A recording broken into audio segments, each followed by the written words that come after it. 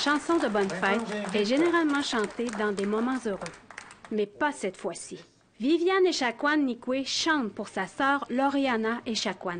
Lauriana est née en 1973, mais elle est décédée à l'hôpital de Joliette après avoir été hospitalisée par avion de Manoan, sans l'accompagnement de ses parents. Parce que quand ma sœur est décédée, j'avais 12 ans. Puis ma mère, elle disait, nous a demandé au dispensaire, c'est là qu'ils ont appelé pour l'annoncer, la mauvaise nouvelle. Ils ont dit que bébé Echaquan est décédé. Ces familles se sont réunies au lac de Sel, lieu de campement traditionnel et central pour les Atikamekw d'Obidjouan, Wemontachi et Manoan. Pierre-Paul Nikwe, organisateur de Miko Wertum Hiewin, est content de voir tout ce monde qui ont répondu à l'appel. On a une association qui est l'association Awashek, les petits êtres de lumière. On participe, mais l'événement il a été fait à titre, par des familles qui se sont engagées personnellement. C'est séparé de l'association Awashek, mais on travaille ensemble. Tristesse et joie étaient présents au campement.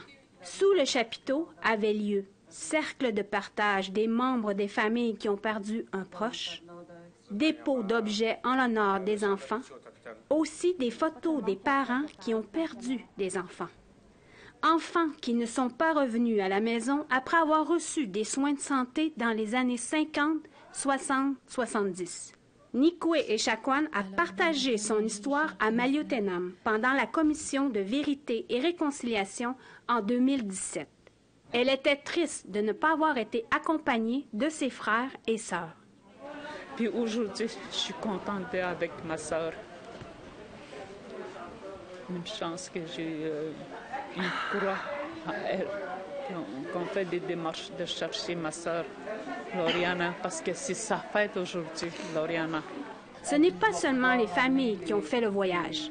Yann Lafrenière, ministre responsable aux Affaires autochtones, a pris le temps de déposer du tabac dans ce feu sacré. Il a aussi mis le drapeau du Québec en berne. Québec a adopté la loi 79 à l'Assemblée nationale le 3 juin dernier et sa mise en vigueur est le 1er septembre 2021. Elle autorise la communication aux familles d'enfants autochtones disparus ou décédés à la suite d'une admission en établissement.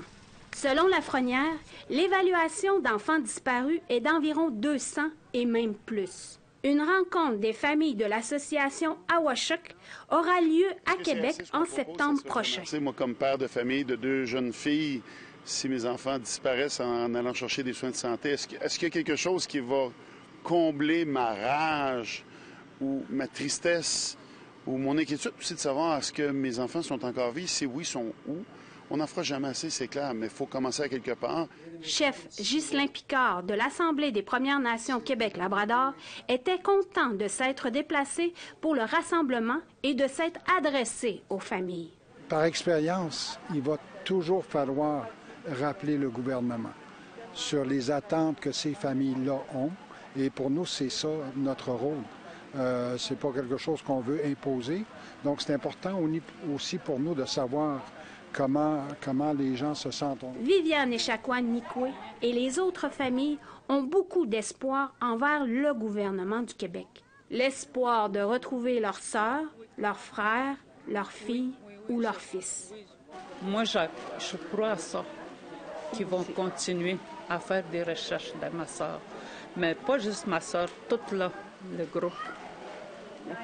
La famille, toutes les personnes qui sont ici. Chouchane Bacon, Nouvelle nationale d'APTN, Lac de Sel en territoire Atikamekw.